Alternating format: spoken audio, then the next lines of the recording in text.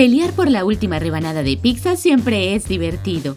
Nos encanta comer pizza, pero hornear pizza es más divertido. Solo necesitas tomates, queso mozzarella, albahaca fresca, sal, azúcar, levadura y aceite de olivo.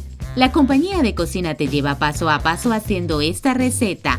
¡Que comiencen las delicias!